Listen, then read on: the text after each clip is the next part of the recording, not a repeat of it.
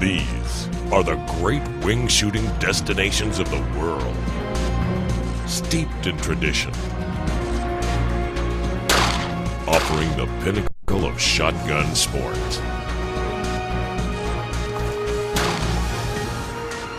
Tour the planet with us.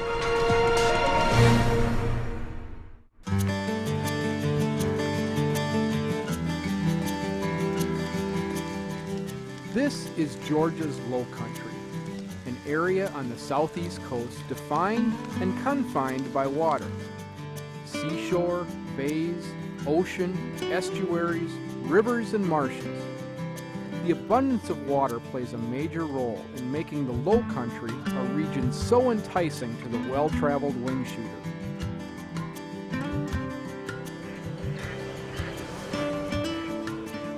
Chris Batha is at the Dorchester Hunt Club not far from Savannah. He's invited his old friend Bill Miller of North American Hunting Club along on a duck and quail combo excursion. Well, I'm thrilled to have had the second chance to come back to Dorchester. We were down last year hunting quail, and the bird hunting was phenomenal. I mean, quail everywhere, just the weather that didn't cooperate. Well, we kept going back to the lodge, and they kept showing me these videos of duck hunting right here on the place, and we saw some of the ponds, and when I saw that, I immediately started working to get an invitation to come back to do that, and sure enough, they invited me back. Bird, bird. Dorchester is widely known in wing shooting circles as a top destination for quail, and Chris and Bill have walked these fields together before.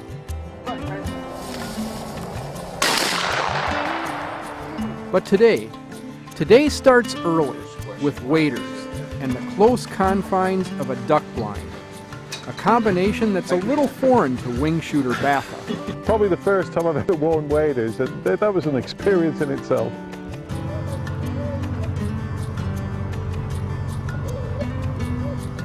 Well, gentlemen, we've arrived at our blind. You can see we don't have much further to go. What we'll do is we'll climb in the blind, and the ducks will start working here in a few minutes, and they'll start circling around us, start looking for a place to drop, and they should come in and circle and come right in front of us. So we ought to have some pretty good opportunities. Just the way I like it. Yeah, that's pretty convenient.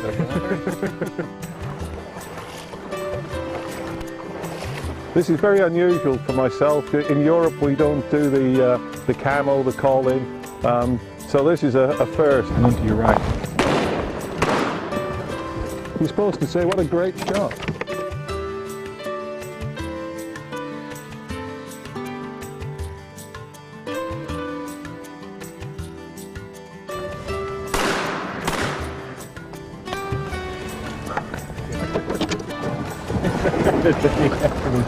That's all I've been trained for, is high-driven pheasants.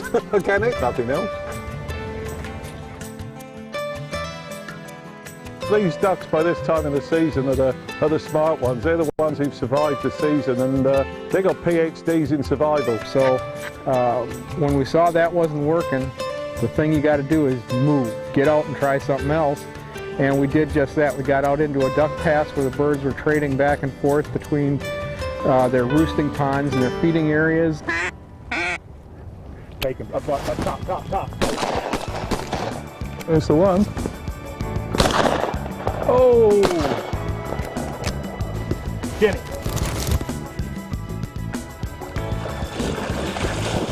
What a great retrieve as well. Oh. That is great dog work. Tell you should be proud of it. Alright, here we go. In front. Nice double, Bill. Good double, fellas. Nice shot. Girl, here, Jim. Sit. Good. You're right. This one.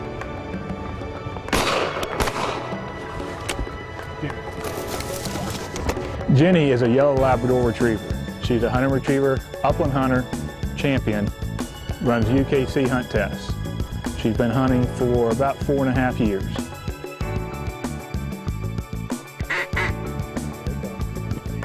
Bill, take it, Bill, take it. Nice shot, Bill. Coming round. Calm down, Bill. Love you.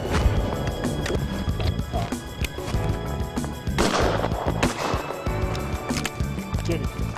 This kind of morning, I don't care where you are, but to be able to, in the middle of winter in February, come south, find this kind of shooting, and just be out hunting, and know we've got quail to go hunting for this afternoon. It's all right. The birds were coming from every direction, 360 degrees, and they were turning you inside out. And you can get discombobulated. You're looking one way and a bird comes from another, so you're almost poke and hope shooting at times, but very exciting. And this end of the season now, I mean, absolutely hundreds, if not thousands of ducks. The opportunities are just incredible. And it's hats off to Dorchester that they can put on this kind of shoot this late in the season.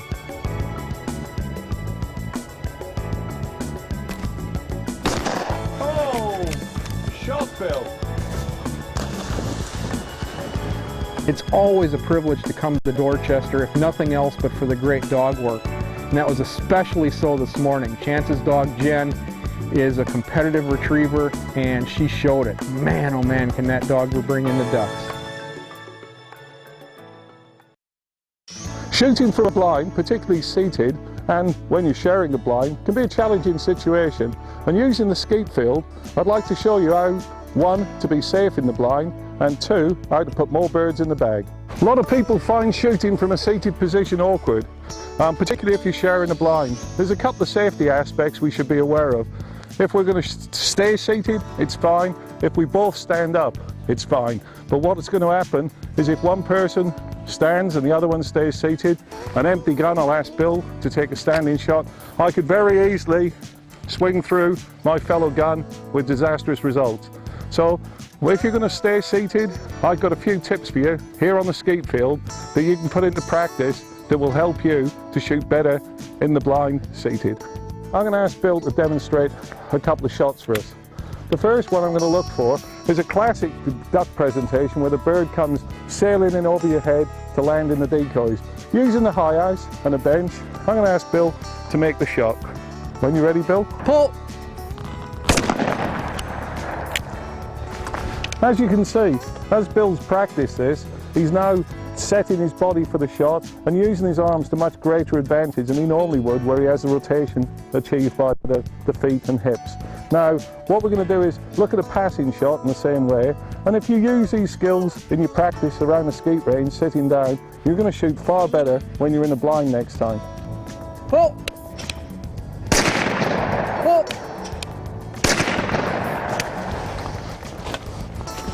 Thank you, Bill. Smoking them.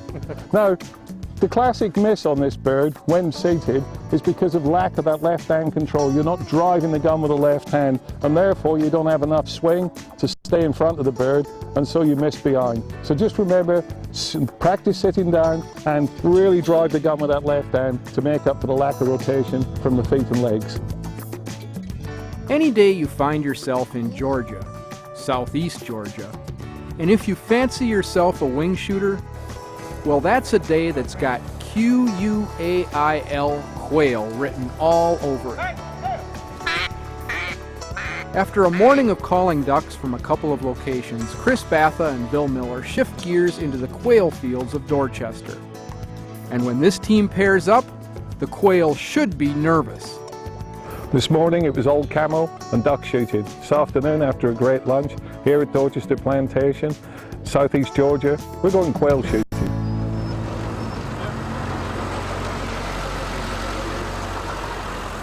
I got to tell you, forget the mule wagon. This is the future of bird shooting. Purpose-built truck, ventilated, air fans for the dogs, keep them cool in the hot weather, and room for 4 guns, guide, dogs, shells, everything. This is just a go anywhere 4x4 bird bus. And notice who gets the cushy seat. All right, fellas, you ready to go? Yep, let's turn them out. Tim's an Argentinian flushing dog.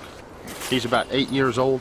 I got him when he was 4 months old and didn't really know what he was. Just thought he was mostly lab. And started training him to retrieve, and then when I met Chuck Gaskin, he told me what he was. And so from then on, we just started quail hunting. Dogs are going to be on point. Think of that as 12 o'clock. Have a guy standing to my left at 9, guy to my right at 3. Guy on the left shoots from 12 to 9, guy on the left from 12 to 3. If the birds go behind us, swing to the outside. If you do come to the inside, just bring your gun up, turn around and find the bird again. Let's let them skyline today, but as long as they're head high or higher and the dogs are in no danger, I'm okay with this. And we're going to see plenty of birds, so let the low birds go and we'll go find them if we have to. Dutch, whoa. Whoa. All right, gentlemen, we got our first point. Whoa. Can't push them up.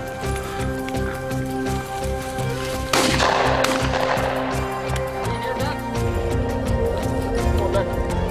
Come on, Dutch. Whoa, Thor. Come on in here. Thor, whoa. Whoa. You ready? Yep. Can't push them up.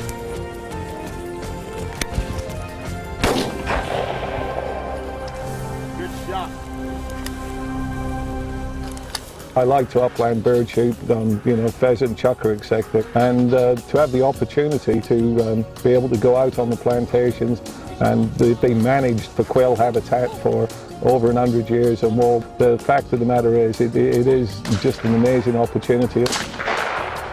This is where quail hunting is going to end up. I mean, you can go hunting wild quail and see, 10 or 12 coveys a year. And here you see 10 or 12 coveys in 3 hours.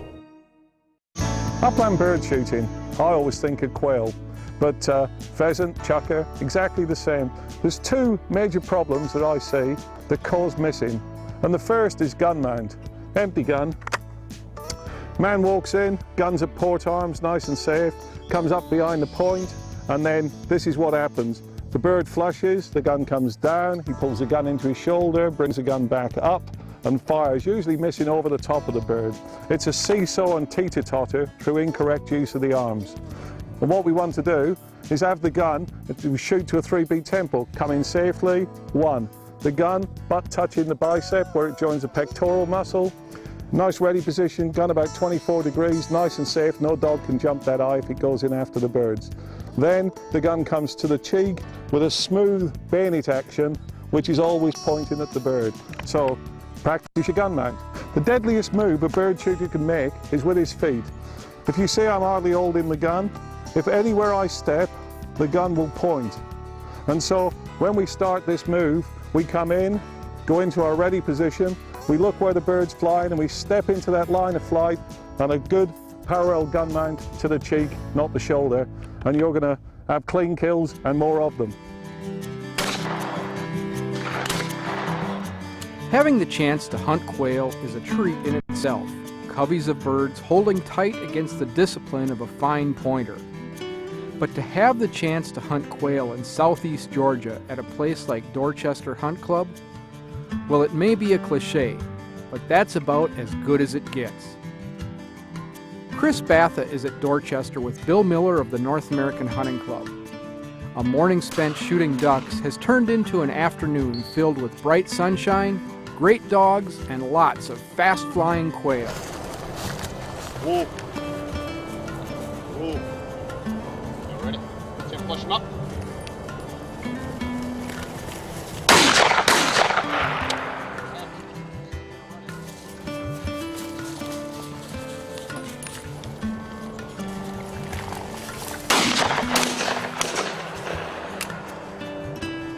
As always at Dorchester, just fantastic shooting, lots of birds, lots of good dog work, great guides, and looking forward to the rest of the afternoon.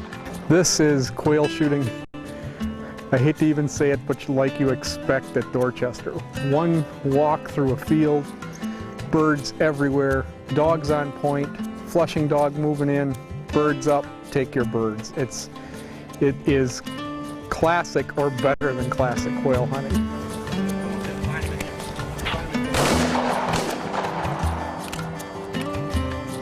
Just the experience to see some of the people that come out here in their face, just to go back to quail hunting.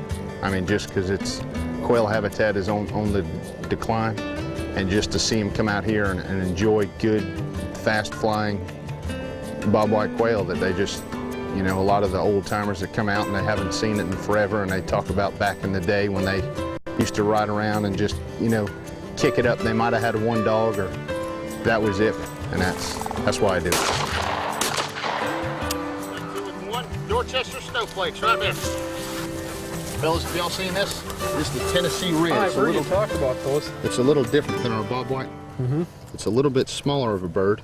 It's usually a lot faster. Normally it's got a little white patch on its neck. We'll get some more later on. But it's a bobwhite quail. It's just a... It's not a bobwhite. It's not a bobwhite. It's a Tennessee Red. Okay. Right. Bobwhite quail is its own separate species. Okay. Stepping up there, so you're gonna go straight through the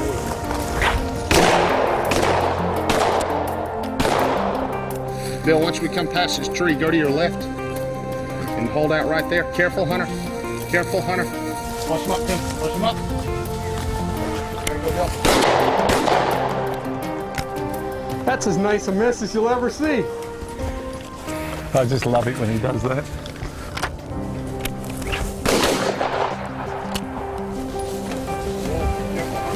There you go, Bill.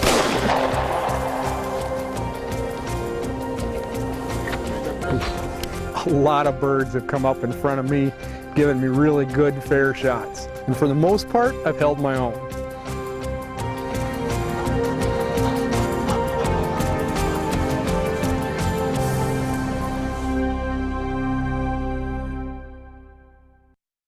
Left to right, you will always see more lead for the same target. Chris Batha teaches shooting to clients all over the world. His time in the field, when he actually gets to shoot for himself, doesn't come around that often. That's why when given an opportunity to shoot at a place like Dorchester, he jumps at the chance. Chris invites good friend Bill Miller for a fun day chasing quail in the fields of southeast Georgia. Whoa.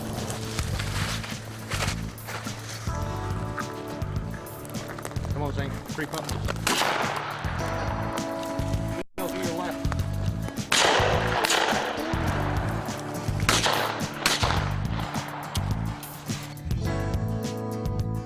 And I really enjoy being out there with Chris, even when the birds don't come my way, although that's my preference.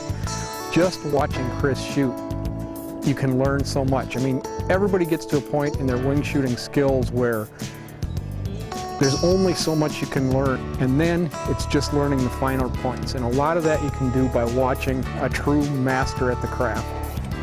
Nice shot.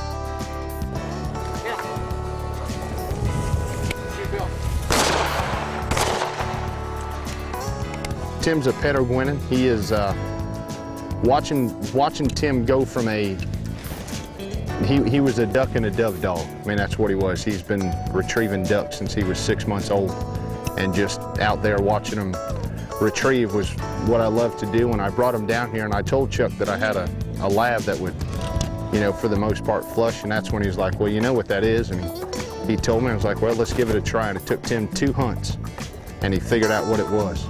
And since then, I mean, there's been 2 or 3 different hunters that have offered to take Tim home with them. And I said, well, it's a package deal I got to go with. Tim's a great dog. I couldn't even pronounce the breed, but he's good flushing dog, good retriever, and real steady, which is what you need here. A dog that's unsteady could bust the coveys on you. You know something? It's incredible. The noses on these dogs, you know, the fine stuff in that deeper cover, you know, incredible.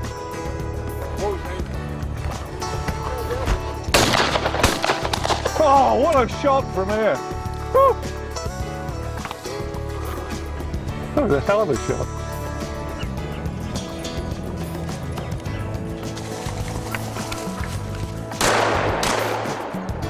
Got one in the second barrel.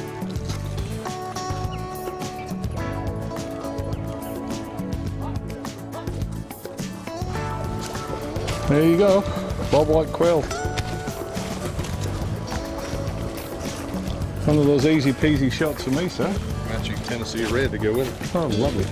Our number one objective is to make certain that it's a good experience every time you come. I feel like that excuses are not good enough. Where people are very busy, and their time that they have to play, whether it's quail hunting or whatever they might be doing, needs to be a good experience. So we work very hard to ensure that we have good experience when you come.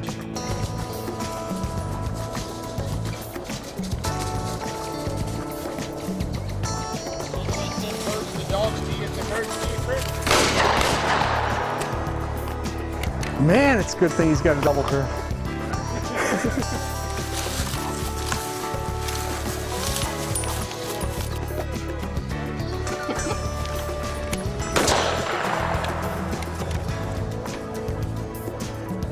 Charlie Gaskin and his son Chuck, they're co-owners in Dorchester, and it's quite amazing what they've achieved. In 10 years they've taken a piece of land and created the most fantastic quail habitat and wildlife habitat for ducks, quail, a lot of pheasant and chukar as well, but mainly quail and duck, and it is superb. They've got together a great team of guides.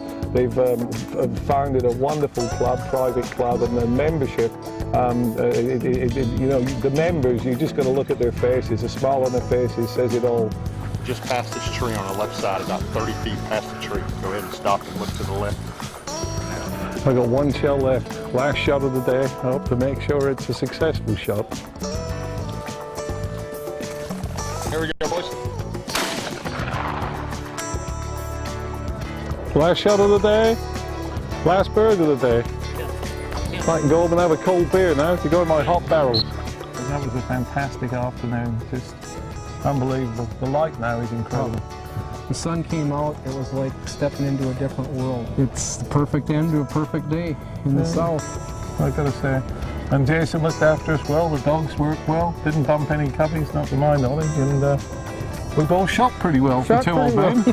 That's the important thing.